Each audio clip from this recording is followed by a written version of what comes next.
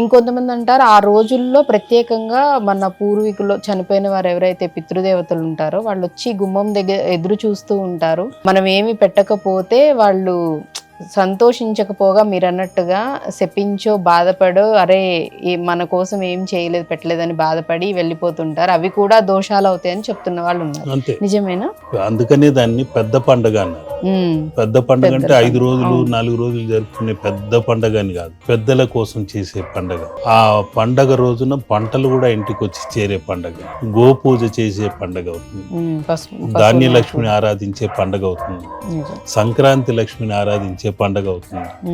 ముఖ్యంగా పితృదేవతల పండగ అదొకటే. అప్పుడే వాళ్ళకు నూతన వస్త్రాలు సమర్పించటము, వారికి ఇష్టమైన పిండి వంటలు ఇటువంటివన్నీ నైవేద్యంగా పెట్టి ఆ తర్వాత మనం స్వీకరించటము.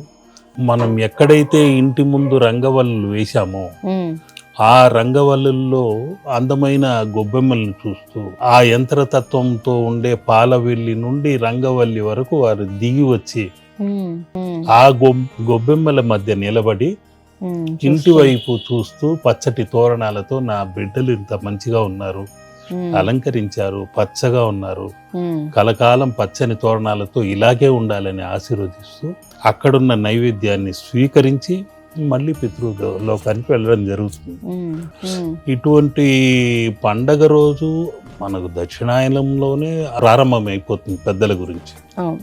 ఆ చీకటి కాలంలోనే వారి భూమికి రావటము, మళ్ళీ ఉత్తరాయణం ముగిసిన వెంటనే మళ్ళీ వాళ్ళు, అందుకనే భీష్ముడు ఇచ్ఛామరణం అన్ని శరాఘాతములతో ఉండి బాణములన్నీ ఉన్న ఆ అంపశయ్యపై ఉంటూ ఎక్కడ దక్షిణాయనంలో ఈయన మరణిస్తాడేమో అని కంగారు పడుతున్న వారిని ఓదారుస్తూ, నేను అంత ఈజీగా చనిపోనయ్యా, నేను అనుకున్నప్పుడే ఇచ్ఛామరణం నాకుంది.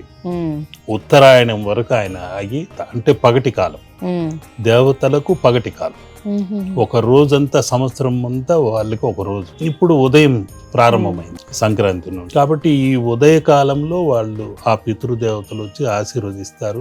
మళ్ళీ ఆశీర్వదించిన వారు పెద్దలకు తృప్తిగా ఆ పిండి వంటలు వాళ్ళు బాహ్యంగా తినడం కాదు, కానీ మనలోనే ఉన్నారని ఇందాక తెలిపినట్టు ఆ మధురంగా ఉంది, ఆహా వాళ్ళు పెద్దలకు పెట్టాము అని మనల్ని స్మరిస్తూ తింటున్నారు, లక్షణంగా ఉండాలని దీవించి మళ్ళీ మోక్షానికి వెళ్ళటం.